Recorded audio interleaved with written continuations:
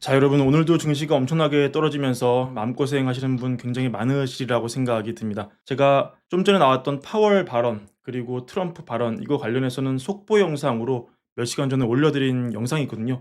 이 영상을 참고하시면은 오늘 파월이 어떻게 발언을 했는지 요약해드리자면, 파월은 트럼프가 금리 인하를 촉구하는 그런 강경한 발언을 이어갔음에도 불구하고 트럼프 뜻을 따르지 않겠다. 사실상 지금 연준은 금리를 내릴 만한 위치에 지금 있지 않고 행정부의 새 정책이 경제에 어떤 영향을 미치는지 좀 더 면밀하게 관찰한 후에 데이터가 나온 다음에 움직이겠다는 원론적인 발언을 했습니다. 그러니까 시장에서 원했던 보험성 금리 인하 그리고 페드 풋은 없었다고 보시면 됩니다. 이거 관련해서는 제가 이 영상 만들어 놓은 게 있으니까 요거를 꼭 봐주시면 감사하겠고요. 오늘은 여러분, 매일매일 정말 떨어지는 증시만 보면 너무 내용이 또 뻔하잖아요. 그래서 조금 장기적인 호흡에서 여러분 지금 장세 한번 같이 분석할 수 있도록 빅스 지수를 주제로 한번 내용 다뤄봤습니다. 지금 빅스 지수 보시면은 정말 많이 올랐죠. 이렇게 많이 올라가는 거 긴 증시 역사에도 그렇게 많지 않습니다. 그리고 지금 우리가 한번 주목해 봐야 될 게 이 빅스 선물 지수입니다. 빅스 선물 지수. 이 빅스 지수는 현재 시장의 공포, 또 안정 상태를 나타내는 그런 지표라면은, 이 빅스 선물은 미래에 예를 들어 한 달 정도 후에 이 빅스가 얼마일 것 같다. 이 빅스의 지표를 미리 예상하는 그런 선행 지표 혹은 예상 지표, 이런 거라고 볼 수 있죠. 트레이더들이 거래하면서 이 지수가 실시간으로 바뀝니다. 그러니까 한 달 뒤에도 이런 불안이 계속될까? 이런 걸 나타내는 지표는 이 빅스 퓨처스를 쓰게 되는 것이죠. 근데 이게 30을 또 넘었습니다. 이거 역시 기나긴 증시 역사상 이 빅스 선물 지수가 30을 넘은 경우가 그렇게 많지 않아요. 과거에 몇 번 있긴 했지만 정말 이렇게 단기간에 급격하게 치솟으면서 30을 돌파한 그런 사례는 역사적으로 많지 않습니다. 그러면 이 빅스 선물이 30을 넘었던 과거 어떤 일이 벌어졌고 그 이후에 증시는 어떻게 흘러가는지 우리가 조금 거시적으로 살펴보는 시간을 가져보도록 하겠습니다. 먼저 2008년, 이때 눈에 가장 띄죠. 이때 어떤 일이 있었습니까? 여러분 너무나 잘 아시죠? 2008년 리먼 브라더스의 파산으로 이어진 글로벌 금융 위기였습니다. 이 9월에 리먼 브라더스 파산하면서 전 세계 금융시장에 충격파가 몰아닥쳤고요. 당시 미국의 4대 은행 중 하나였던 4대 투자은행 중 하나였던 리먼 브라더스가 무너졌다는 사실은 정말 미국의 금융 시스템, 탄탄한 금융 시스템 자체가 흔들릴 수 있다, 이런 위기감을, 공포를 각인시켰고 신용시장 전체가 확 얼어붙는 그런 효과를 내게 됩니다. 그 이후 AIG 구제금융 받아야 됐고요. 또 MMF는 환매를 중단하기도 했고 CDS 시장 엄청난 혼란에 빠졌습니다. 이때 빅스 지수 30이 뭡니까? 70 정도까지 가면서 골포의 절정으로 갔는데요. 이때 보시면은 이 증시가 이 9월 빅스 지수가 한껏 올라갔을 때 정말 바닥을 모를 정도로 엄청나게 치솟은 2000을 넘었던 그런 증시가 1000 초반까지 밀리는 그런 엄청난 충격을 걷고 그 이후에 V자 반등을 하면서 다시 증시 말아올리는 모습 보였습니다. 하지만 우리가 이 구간 견뎌내기 쉽지 않았을 겁니다. 굉장히 고통의 시간이 꽤 있었고요. 그 이후에 여러 가지 부양책으로 증시 올라갈 수 있었습니다. 그 이후에 보시면은 요때가 있죠. 요때는 2010년 5월인데요. 이때는 그리스 재정 위기가 유로존 전체로 번지면서 유로발 위기가 시작됐던 그런 때였습니다. 투자자들이 유로존 붕괴의 가능성까지 우려했고 시장에 극도의 불안이 커졌던 그런 때였습니다.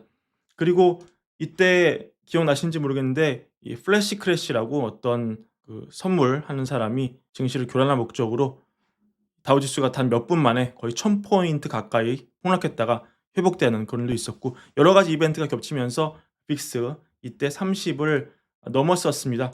하지만 이때는 유럽에서 비교적 약체였던 그리스의 위기였고 그게 미국의 위기는 아니었고, 이때 미국은 그렇게 나쁘지 않은 상황이었기 때문에 크게 증시가 빠지지 않고 올라가는 그런 모습 보여줬고요. 이 다음에는 보시면 2011년인데요. 이때죠. 이때도 상당히 위기가 있었습니다. 이때는 그 유명한 미국 신용등급 강등 사태였죠. 미국에서 벌어진 일이었고 굉장히 그때로는 상상하기 힘든 상황이었습니다. 신용평가사 S&P가 미국의 국가 신용등급을 AAA에서 AA 플러스로 강등을 했죠. 이 여파로 전 세계 증시 동반 급락했고 유럽, 이탈리아, 스페인 국채 금리 급등하면서 재정 위기도 불붙었습니다. 미국도 안전하지 않구나, 이런 걸 다시 한번 느끼게 해주는, 2008년 이후에 또 느끼게 해주는 그런 두려움이 증시를 휘감았고 이때 빅스 선물지수 가파르게 올라가면서 30을 훌쩍 넘었습니다. 다음이 인제 쭉 뽑다가 보시면 30을 넘는 경우가 거의 없거든요. 그러니까 진짜 30 넘는 경우가 정말 드문 경우라는 거예요. 이때는 뭐였습니까 여러분? 너무나 잘 아시죠? 코로나였습니다. 코로나. 중국 우한에서 시작된 코로나가 전 세계로 퍼져나가면서 뭐 전 세계 그러니까 올스톱되는 그런 효과를 냈죠.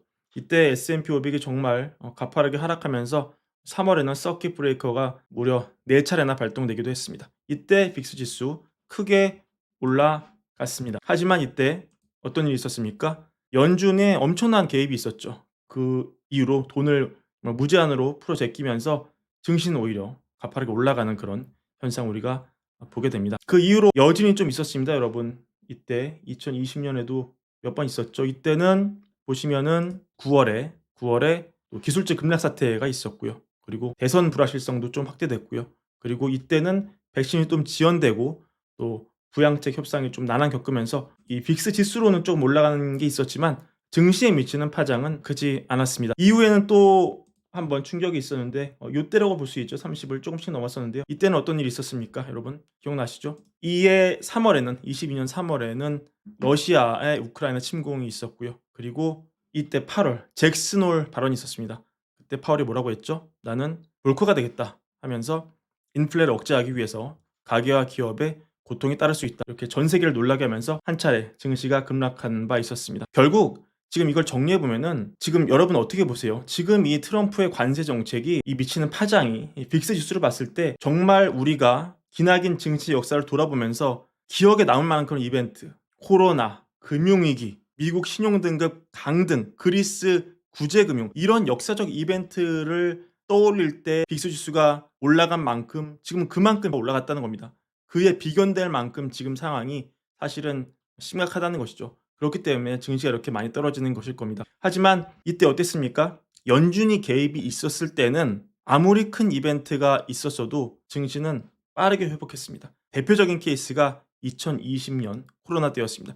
이때보다 사실 더 큰 이벤트가 어디 있겠어요. 이때는 거의 '지구가 망한다.' 이렇게 생각할 정도로 공포가 전 세계를 휘몰아칠 때였잖아요. 하지만 연준의 강력한 돈풀기가 있자 페드 풋이 있자 증시는 엄청나게 올랐습니다. 결국 이 증시의 키는 어느 정도 연준이 쥐고 있다는 그런 뜻도 됩니다. 하지만 아까 제가 영상에서 만들었지만 파월은 지금 개입할 뜻이 없고 왜냐하면 트럼프의 관세 정책으로 불거진 그런 불확실성이기 때문에 또한 이로 인해 인플레가 올라갈 것으로 예상되기 때문에 연준은 지금 스태그플레이션을 걱정하면서 이러지도 저러지도 못하는 그런 꽉 묶인 상태 이렇게 어려운 상황에 놓이게 된 것입니다. 하지만 지금 과연 스태그가 날 것인가 여기에 대해서 한번 생각해 볼 여지가 있는데 이 지표가 모든 걸 대변하진 않지만 지금 보시면은 원자재가 오늘 시장에서 다 박살이 났습니다. 구리, 브렌트유, 천연가스, 난방유, 커피, 원면까지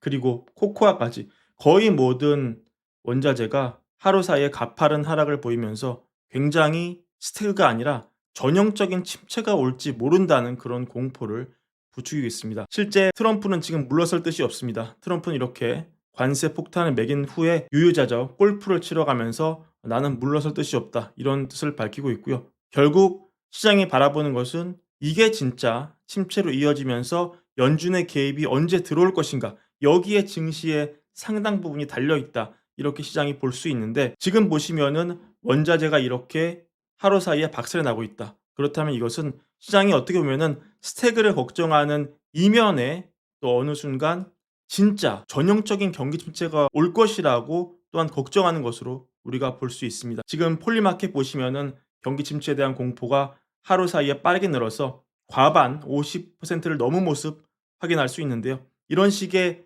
전형적인 침체로 만약에 트럼프 관세의 결말이 이어진다면 우리 생각보다 빨리 연준의 개입이 이루어질 수 있고 그 이후에는 증시가 우리가 다시 올라가는 모습 볼 수 있습니다. 하지만 연준의 개입이 만약에 없다면 그리고 트럼프가 이렇게 계속 강한 정책을 밀어붙인다면 정말 시장은 기댈 곳이 없는 거죠. 다리를 뻗고 누울 곳 자체가 없는 겁니다. 그렇다면은 우리가 굉장히 더블 딥 형태로 시장이 의지할 곳이 없는 그런 모습이 상당히 이어질 수 있다. 이런 점을 우리가 분명하게 짚고 넘어가야 되고요. 결국 시장을 살릴 어떤 큰 부분 중 하나는 결국 연준이다. 트럼프가 테러를 거의 차단한 상황에서 전형적인 침체로 트럼프가 이걸 몰고 간다면 오히려 연준의 개입이 빨라지면서 증시는 기댈 곳이 생기고, 만약에 그렇지 않고 스택으로 넘어간다면 증시는 상당히 오랫동안 지지부진한 모습 보일 수 있는 그런 상황으로 넘어갈 수 있겠다. 이런 말씀을 오늘 드려봅니다. 앞으로 어떻게 진행될지